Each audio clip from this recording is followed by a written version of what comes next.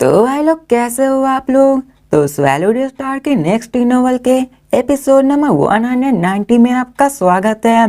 तो चलिए शुरू करते हैं, लेकिन इससे पहले अगर आपने मेरे चैनल को सब्सक्राइब नहीं किया तो सब्सक्राइब करके बेल आइकन दबाना ना भूलें। तो जैसा कि हमने पिछले एपिसोड में देखा कि लू फेंग वर्सेस वूते हो रहा था और यहाँ पे जो जीता वो टॉप 10 में आ जाता और अब फिर हमें उन दोनों के फाइट को दिखाया जाता है जहाँ पे वूते फिर से लू फेंग पे अटैक कर देता है। अभी के मर्तबा लू फेंग भी अपने गोल्डन रेनबो से उस पर अटैक किया होता है, लेकिन तभी वो अपने हाथ के अंदर से एक वाइट लाइट निकालता है जो कि 100 मीटर ऑफ डिस्टेंस से ही निकला होता है और वो लू फेंग के पास पहुंचने ही वाला था। अब उसकी स्पीड बहुत ज़्यादा स्पीड होती है जिसके कारण लू फेंग भी शॉक हो जाता है और इसे देखकर लू फेंग के एक्सप्रेशन चेंज हो जाते हैं और वो अपने डार्क क्लाउड शटल के फास्ट स्पीड को यूज करके उसे डॉज करना स्टार्ट कर देता है और वो अपने 16 शील्ड्स को निकालता ताकि उससे अपने आप को प्रोटेक्ट कर सके। लेकिन अभी के मर्तबा वो व्हाइट लाइट सडनली थ्रू की गई थी, लेकिन लू फेंग अपने माइंड को टोटली काम रखता है जिसके कारण लू फेंग के पास बेस्ट डिसीजन आता है कि उसे अपने डार्क क्लाउड शटल पे ही रिलाई करना है और उसे दूसरी बात की उसे अपने सोरिंग शटल शॉट्स के मैट्रिक्स को यूज करके डिफेंस करना है और थर्ड ये कि उसे अपने डार्क गोल्डन रॉन्ग रट को उससे 4 गोल्डन लॉर्ड्स को बना के उससे ब्लॉक करना है। और अभी के मर्तबा ये सब लू फेंग अपने काम माइंड की वजह से कर पा रहा था और अब फिर हमें तभी लू फेंग के पीछे से 4 गोल्डन रेनबो को दिखाया जाता है जो कि लू फेंग के चारों तरफ आ जाता और वो उसके फेंके हुए वेपन को टकरा कर उससे डिफ्लेक्ट कर देता है और ये देखकर उस बंदे के भी एक्सप्रेशन चेंज हो जाता है कि क्या इसने मेरे इस अटैक को रोक लिया। और अभी के मर्तबा जो अटैक उसने किया था वो उसका ट्रम्प कार्ड होने वाला था क्योंकि उसने इसके लिए बहुत लंबे समय से खुद को ट्रेन कर रखा था और उसके पास विंड ओरिजिन लॉ की कंप्रिहेंशन मौजूद थी और उसने अपने इस अटैक में उसके फुल पावर को अनलीज किया था ताकि वो लू फेंग को एक ही अटैक में हरा सके। अब अभी के मर्तबा विंड ओरिजिन लॉ की मदद से उसकी ये अटैक बहुत ज़्यादा क्विक हो चुकी थी जिसके कारण वो इसे यूज करने वाला था और इसने अपने उस ट्रेनिंग स्पेस स्टेजेस में यहाँ तक कि उसने अपने इन सारे एलिमिनेशन राउंड 3 ड्यूल्स में भी इसको यूज नहीं किया था ताकि वो इसे यूज करके अपने लिए जगह बना सके। अभी ये उसका ट्रम्प कार्ड था लेकिन वो हार चुका था इसमें भी और इसी की मदद से उसके पास ज्यादा ट्रम्प कार्ड नहीं बचे हुए थे, लेकिन लू फेंग के काम होने के कारण इसने बड़ी ही आसानी से इसको डॉज कर लिया और फिर लू फेंग इसको डॉज करने के साथ कहता कि जाओ और मरो। हमें लू फेंग को दिखाया जाता है जो अपने 5 गोल्डन रेनबो के साथ उस पर अटैक कर देता है और वो एक ही झटके में मारा जाता है और वो तो वो सीखी फेल हो जाता, लू फेंग जीत जाता है और अब फिर हमें लू फेंग को दिखाया जाता है जो कि वहीं पे रुक जाता है और यहाँ पे वो कहता है कि तुम सब यहाँ कुछ नहीं कर सकते हो। और अभी के मर्तबा हमें बताया जाता है कि जो वेपन वो यूज कर रहा था वो एक स्पेस वेपन के ही जैसा था, लेकिन ऐसे कि मान लो कि जैसे अर्थ पे जैवलिन थ्रो किया जाता है वैसे ये फाइटर्स भी उसको यूज किया करते हैं और ये भी सीक्रेट वेपन में आता है। और अब फिर लू फेंग इन सबको मारने के बाद टॉप 100 में आ चुका था और उसकी प्राइस 100 मिक्स एलिमेंट्स में आ चुकी थी और अब फिर उसके पास ये अधिकार आ चुका था कि वो वर्चुअल यूनिवर्स कंपनी के heaven and land secret area में जा सकता और अब फिर हमें सीन चेंज कर दिखाया जाता कि वहां का बंदा उसको कांग्रेचुलेसन कहता है और अब फिर हमें सारे 100 बंदे को दिखाए जाते हैं जो कि उन सबको पास कर चुका होता और अब फिर वो कहता है कि पहले मैं तुम सबको कांग्रेचुलेसन कहता हूँ कि तुम सबने टॉप 100 में अपनी जगह बना ली है और फिर वो कहता है कि तुम सब टॉप 100 में से हम लोग टॉप 20 को चुनने वाले हैं। अब यहाँ पे जो चुनना होगा वो बिना मैच के होगा और यहाँ पे जो उसकी परफॉर्मेंस थी उसकी मदद से उन सबको टॉप 20 को चुना जाएगा। और अब फिर वो कहता है कि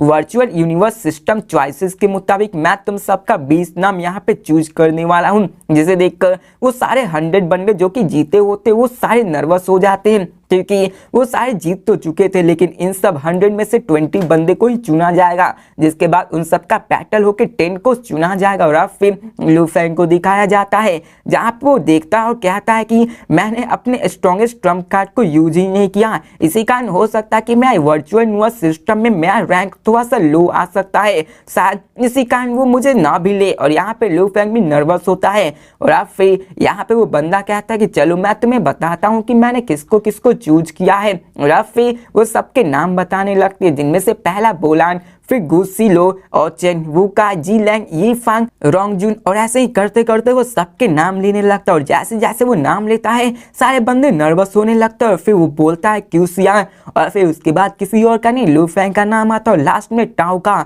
और यहाँ पे वो उन सबके नाम को बोल दिया होता है और कहता है कि तुम सबको हमने चूज किया है और तुम सबका ओपोनेंट भी, यहाँ पे फाइट स्टार्ट होने वाली है। और अब फिर यहाँ पे वो सबको कांग्रेचुलेशन कहता है, वो कहता है कि तुम सबको अब लड़ना है। और अब फिर हमें कई सारे बंदे को दिखाया जाता है जो कि बहुत ज्यादा उदास होते हैं कि वो लोग टॉप 100 में आने के बाद भी अपने टॉप 20 में चूज नहीं किया जा सकते हैं, लेकिन अभी वो कर भी क्या सकते हैं। यहाँ पे लू फेंग सोचता है कि आखिर मेरा ओपोनेंट कौन होने वाला है, क्योंकि यहाँ पे टॉप 20 बंदे हैं। और फिर लू फेंग वहाँ पे अपने सराउंडिंग में देखता है जहाँ पे दो बंदे भी एक दूसरे की तरफ लुक कर रहे थे। और अभी के दरमियान उनमें से एक मान का प्रिंस वुका, वहीं पे एक fat man blood x tau होता है। वहाँ पे मान का प्रिंस लू फेंग की तरफ देख के अपने हाथ को हिलाता है, वहीं पे वो फैट मैन भी लू फेंग को देखकर अपने कान को रगड़ता है। और अभी के मर्तबा वो दोनों लू फेंग को दिखाना चाहते कि बच्चे आ जाओ, मैं तुम्हें मार के रहूंगा। और अब फिर हमें आधे घंटे बाद का सीन दिखाया जाता है जहाँ पे ये फाइट स्टार्ट होने वाली थी और उन सबका बैटल भी होना शुरू हो चुका था। और अब फिर हमें अरीना में दिखाया जाता है जहाँ पे ट्रेजेडी होती है, जहाँ की वो ब्लड एक्स टाउ जो कि लू फेंग को अपना कान खुजला के दिखा रहा था, वो उसका मैच डेड गॉड बोलेन से हो चुका था, जिसे सुनकर वो भी शॉक हो जाता है। और अभी के मर्तबा वो खुद को निराश भी पाता है क्योंकि इसके दौरान वो उससे जीत नहीं सकता। और जितने भी 980 जीनियसेस उन सबको देख रहे थे वो भी हंसते हैं क्योंकि उसे पता था कि टाओ कितना भी स्ट्रॉन्ग क्यों ना हो वो उस बोलान से नहीं जीत सकता। और यहाँ पे डेड गॉड बोलान एक एब्सोल्यूट जीनियस है। और अब फिर हमें उन सब का मैच दिखाया जाता है जहाँ पे हमें आगे बताया जाता है कि जहाँ पे गुसी लियो का फाइट रोंगजुन से होने वाला था। और यहाँ पे गुसी लियो वही बंदा है जो कि ट्रेनिंग स्पेस में रैंक 2 आया हुआ था और वो बहुत ज्यादा परफेक्ट था और उसकी स्ट्रेंथ में कोई भी करंट की एरर नहीं थी। और यहाँ पे उसकी एबिलिटी फ्लाइट एबिलिटी थी जो कि फाइटिंग एबिलिटी बोलान से थोड़ी सी कम थी। और अभी के मर्तबा रोंगजुन उससे फाइट कर रहा था और सबको लगता है कि रोंगजुन इससे हारा जाएगा। और अब फिर हमें उन सबके फाइट के आगे बारे में बताया जाता है कि बोलान की मैच उस टाव से हुई थी। वहीं पे लू फेंग की बात करें तो उसकी कोई और के साथ नहीं, हिप्नोटिस्ट जिया लाक्सी से हुई होती है। और अभी के मर्तबा ये दोनों बहुत ज्यादा स्ट्रॉन्ग होने वाले थे।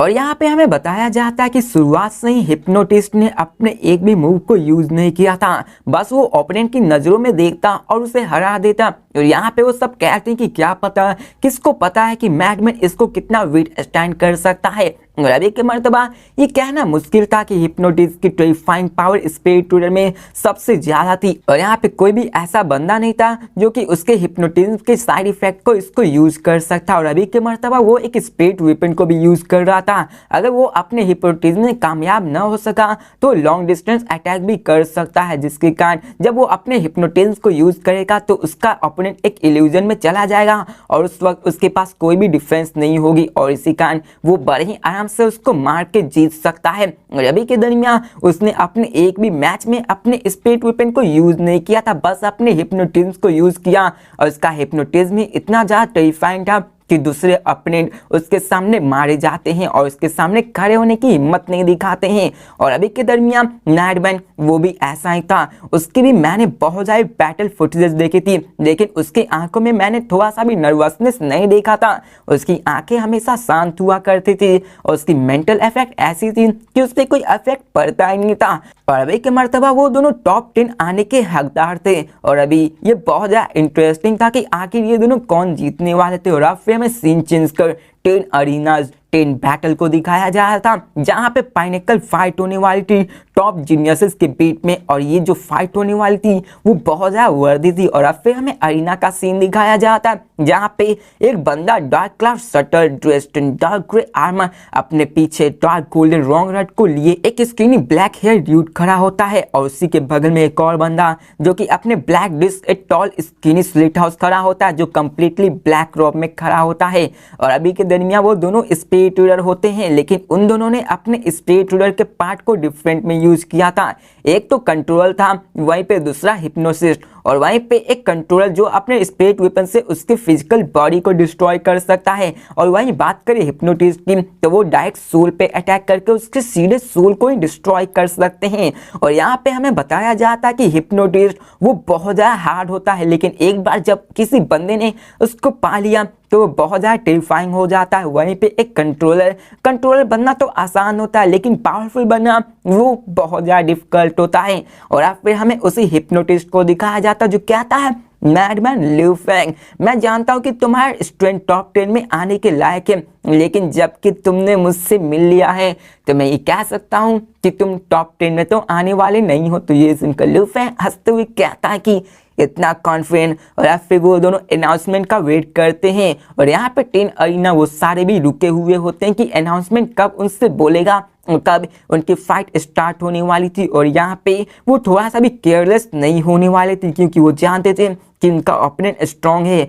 और जैसे ही उनको ऑर्डर मिलता है चलो बैटल स्टार्ट करो, उसी के साथ वो सारे 10 अरीना एक दूसरे से लड़ने के लिए तैयार हो जाते हैं। और हमें फिर जिया लाक्ची जो कि अपने ब्लैक डिस्क पे खड़ी होती है वहाँ पे वो उस पर अटैक करना स्टार्ट कर देता है। और अब फिर हमें उसको दिखाया जाता है कि वो अपने फॉर्मलेस स्ट्रेसलेस स्पिरिट एनर्जी को लिu फेंग की तरफ भेजता है, जो कि लिu फेंग के माइंड को इन्वेड करते हुए उसके अंदर चला जाता है। और अभी जो उसने अपने स्पिरिट एनर्जी को यूज किया वो बहुत ज़्यादा फास्ट था, यहाँ तक कि उसने अपने हिप्नोटिज्म के अपने इस अटैक को रिलीज किया तो बहुत जल्दी जाके उसमें जाके अटैक हो जाता है। और अभी ये पहला मर्तबा था कि ये हिप्नोटिज्म अपने हिप्नोटिज्म के स्पिरिट वेपन के साथ अटैक कर रहा था। और जैसे पहले बैटल हुआ था वो सिर्फ अपने हिप्नोटिज्म को यूज करती थी, लेकिन लिu फेंग वो जानता था कि लिu फेंग स्ट्रॉन्ग है, इसी कारण वो अपने स्पिरिट वेपन को भी लेकर उस पर टूट पड़ता है। और हमें दिखाया जाता है कि फॉर्मलेस स्पिरिट एनर्जी वो स्नीकली लिu फेंग के कॉन्शियसनेस में घुस जाता है। और अब हमें लिu फेंग के कॉन्शियसनेस को दिखाया जाता है जहाँ पे वास्ट और एंडलेस पगोडा होता है, जो कि लिu फेंग के इंटायर स्पेस में घूम रहा होता है। रवि के दरमियान लिu फेंग का वाइट पगोडा के 2 लेवर्स होते हैं और वहाँ पे वाइट पगोडा के इनकार्विंग्स भी पूरे कंप्लीटली ट्रांसपेरेंट क्रिस्टल होते हैं और उसमें से गोल्डन लाइट निकल रही होती है और वो बहुत ज़्यादा परफेक्ट थी और उसमें कोई भी डैमेज नहीं था। और उसी के अंदर सोल कोर मौजूद थी जो कि उसमें प्रोटेक्शन में मौजूद थी। और अभी जो वाइट पगोडा लेवल 2 की थी वो एक सीक्रेट टेक्निक थी यूनिमो प्लैनेट की। और यहाँ पे लिu फेंग ने शुरुआत से ही इसको सोल इम्प्रिंट और वाइट पगोडा पे स्टडी करके उस पर फोकस किया था। और यहाँ पे वो इसको डीप में ही जानना चाहता क्योंकि इससे वो जानता था कि आगे चल के वो इसकी बहुत ज़्यादा मदद करेगा। और यहाँ पे लिu फेंग ने पहले से ही प्लान बनाया हुआ था कि अभी के मर्तबा वो एक स्पिरिट रीडर कंट्रोलर है और उसकी सोल अटैक वीक साइड हो सकती है, इसलिए उसने अपने डिफेंस को स्ट्रॉन्ग करने के लिए इसको पहले से ही स्टार्ट कर दिया था और शुरू से ही उसने इसमें अपनी पूरी ट्रेनिंग लगा दी थी और वो इसमें कभी भी रिलैक्स नहीं हुआ था। और अब फिर हमें बताया जाता कि वे वाइट पगोडा बहुत ही पावरफुल टेक्निक है और यहाँ पे उसके टीचर ने पहले के मर्तबा उसने सिर्फ लेवल 6 को ही अचीव किया था। अगर उसने लेवल 7 को अचीव कर दिया होता तो उसके टीचर के साथ जो ट्रेजेडी हुई थी वो इससे नहीं मरते।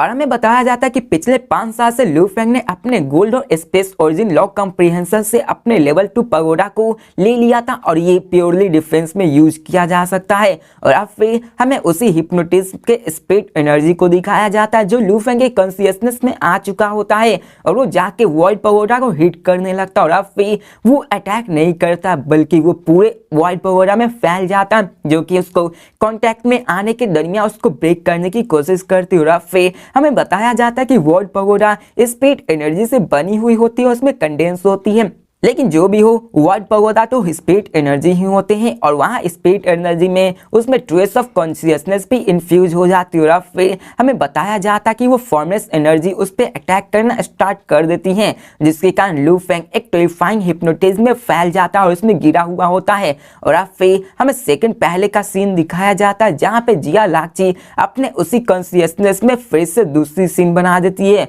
और अब फिर हमें लिu फेंग को दिखाया जाता है जहाँ पे वो उस हिप्नोटिज्म में गिर चुका होता है। अभी के दरमियान वो एक पैसिफिक ओशियन में आ जाता है जिसके सामने एक 100 किलोमीटर बड़ा सा फ्रेशियस बीस्ट होता है जो कि अपने चारों तरफ इनॉर्मस वेव को निकाल रहा होता है। और वहाँ पे 2 किलोमीटर फ्रेश एब्सोल्यूट बीस्ट होता है जो कि चारों तरफ तबाही मचा रहे होते हैं। और वहाँ का जितना भी काउंटलेस ह्यूमंस होता है, सिटी होता है, वो सारे बर्बाद हो चुके होते हैं। और तभी हमें वहाँ पे थंडर गॉड को दिखाया जाता है जो पैनिक होते हुए कहते हैं कि टॉरी हम लोग इनका मुकाबला नहीं कर सकते। और हमें होंग को भी दिखाया जाता है जो कि पैनिक होते, वो कहते हैं कि थर्ड ब्रदर हमें कुछ करना होगा, हमें यहाँ अर्थ को बचाना ही होगा, नहीं तो हमें इस अर्थ को छोड़ के चलना होगा क्योंकि हम लोग लास्ट बचे हुए हैं। तो ये देखकर लू फेंग उससे उठता और कहता है कि कुछ कुछ अच्छा नहीं हो रहा है। अभी के मर्तबा वो इस ड्रीम में था, लेकिन अभी उसे भी लग रहा था कि ये नहीं है और उसे इस हालत पे भी शक हो रहा था कि ऐसा नहीं हो सकता। और यहाँ पे उसकी कॉन्शियसनेस बहुत ज़्यादा स्ट्रॉन्ग थी और उसने अपने मेंटल ट्रेनिंग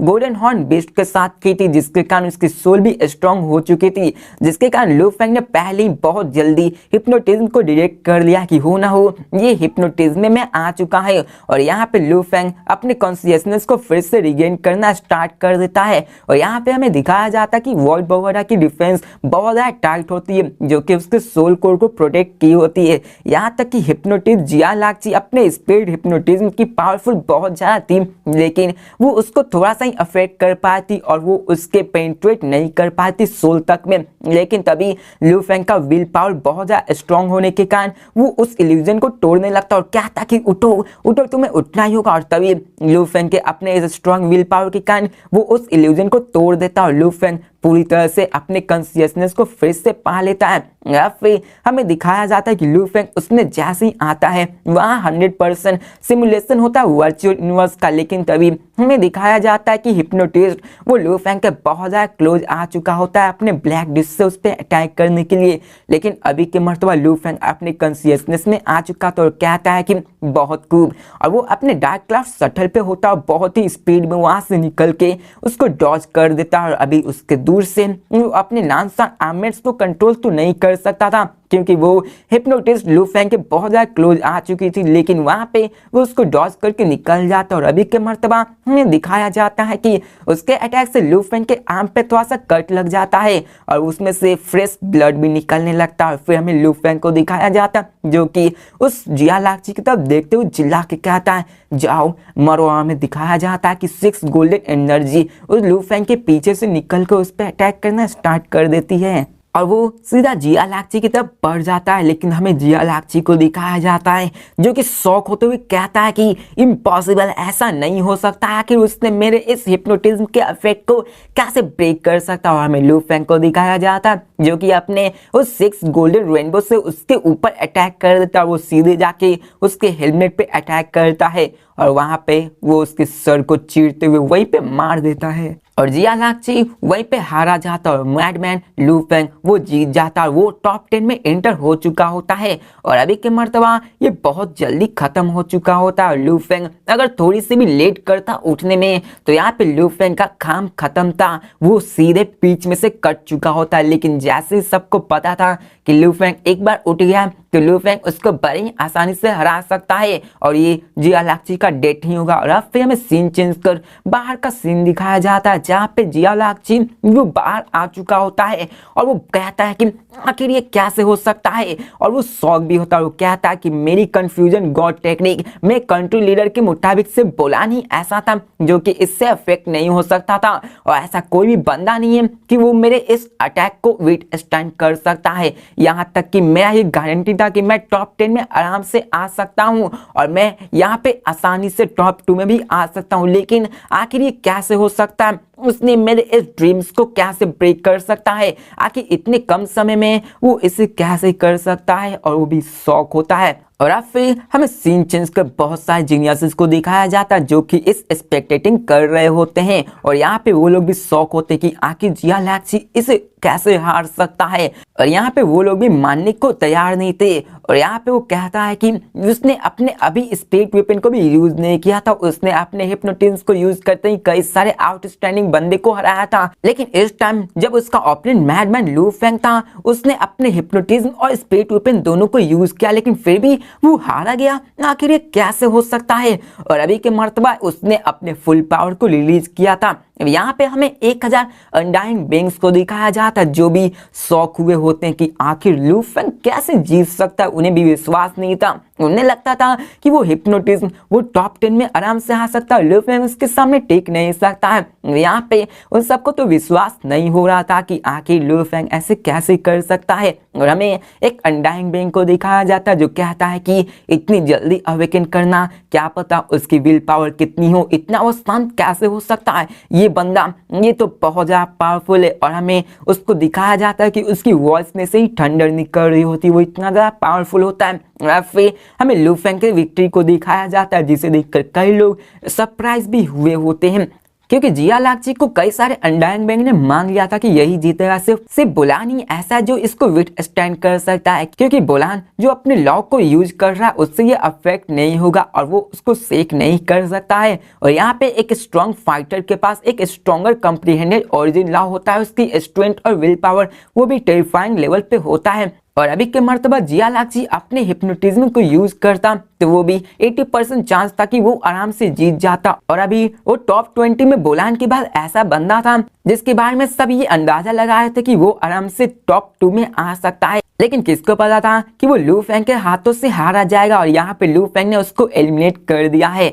और अभी के दरमियान ये वही बंदा है जिसके बारे में मैं पहले आपको बताया था कि यही वो मिस्टीरियस बंदा है जो कि कह रहा था कि लू फेंग अभी तुम अपना शो ऑफ कर लो, मैं तुम्हें उस बैटल में दिखाऊंगा कि मेरी क्या ताकत है। और फिर हमें उन्हीं लेडी में से एक लेडी को दिखाया जाता है जो कि लू फेंग को देखकर वो भी शॉक होती है। और फिर हमें इन बैटल के बाद कई सारे और को दिखाया जाता है जहाँ पे वो सारे जीत चुके थे। और यहाँ पे तभी 3 बंदे आ जाते जो कि उस बैटल को जीते होते। और वहां पे हमें नाम पता चलता है Bulan, Kyangsu, Lu Feng, Jungman, Lansot, Wuka, Echan, Long Yu, Apatalo and the final one Rongjun. और यहाँ पे रोंगजून भी उस बंदे से जीत चुका होता है। अभी के मर्तबा देखा जाए तो गुसी लॉ और रोंगजून की जो फाइट है वो सबसे लंबी चली थी 10 मिनट तक। और यहाँ पे गुसी लॉ एक परफेक्ट स्पिरिट कंट्रोलर होने के कारण वो इतने देर तक यहाँ तक कर सकता था, यहाँ तक कि उसकी ट्रेनिंग स्पेस में जो रैंक थी वो 2 थी और सबको लगा था कि वो भी सेकंड पे आ सकता है, लेकिन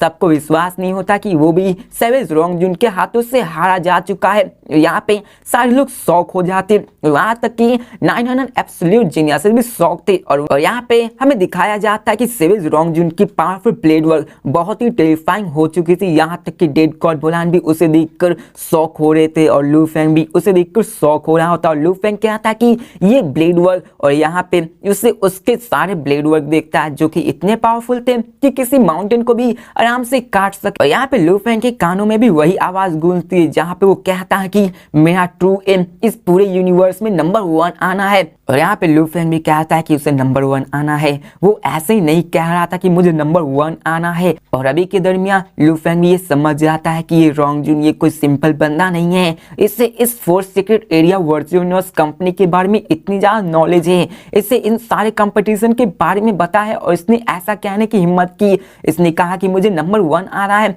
ऐसा लगता है कि ये इन सब की तैयारी पहले से ही कर रखा है और इसकी बैकग्राउंड कोई नॉर्मल तो होने वाली नहीं है। तो भाई लोग इसी के साथ ये वीडियो भी खत्म होती है। तो नेक्स्ट वीडियो में हम देखेंगे कि उसी मिस्टीरियस बंदे वर्सेस लू फेंग की फाइट होने वाली है और इसमें बहुत ही भयानक फाइट होने वाली। तो चलो देखते हैं कि आखिर लू फेंग और उस व्हाइट ड्रॉप बंदे में कौन जीतने वाले, क्या लू फेंग उसको मारकर फिर से अपना नाम टॉप 1 में ला सकता है या फिर नहीं, आपको क्या लगता है जरूर बताना। तो मिलते हैं नेक्स्ट वीडियो में, तब तक के लिए बाय।